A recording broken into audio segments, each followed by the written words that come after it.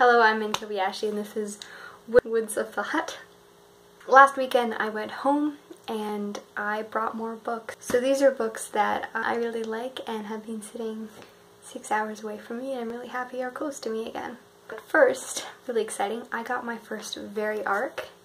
This is The Day the Angels Fell. It does not come out until September, but I'm going to read it and I'm really excited to read it. And I have two classic books which I got from my grandmother, and that is Tom Sawyer, which I've already read and I really love, and then The Further Adventures of Sherlock Holmes, which I'm planning on starting with The Study in Charlotte, reading through all of them. So I'm glad that I have this really fancy version of it.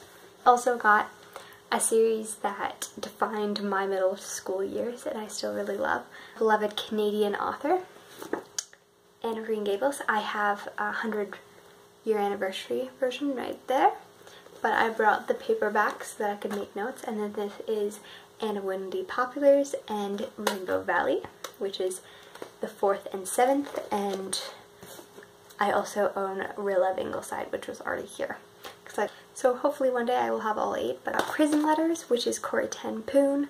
You don't know who Corrie ten Boom is, you should read her story. She was a woman who I believe lived in Holland and helped Jews hide, and there's a book called The Hiding Place, which is written by her, and it is a very emotional book. I had it read to me when I was a little girl. It's probably the book that I remember the most detailed from my childhood, but I definitely want to experience it as an adult. So, and then I also got an old version of Robin Hood. I've never actually read this story, so I'm really excited to read this.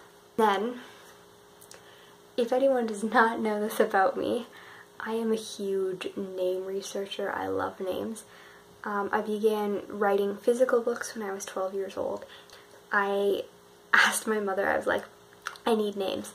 And she gave me this book, which is now torn apart completely. It is wrecked. I loved this book so much. And it's really cool because, like, my siblings, my name isn't in here because it's unusual, but all my other siblings' names, their names are like dots and highlighted behind it, so you can kind of hear my parents' thoughts on naming my siblings, and other people that we know are also named in it because they kind of use this book and passed it around to their friends.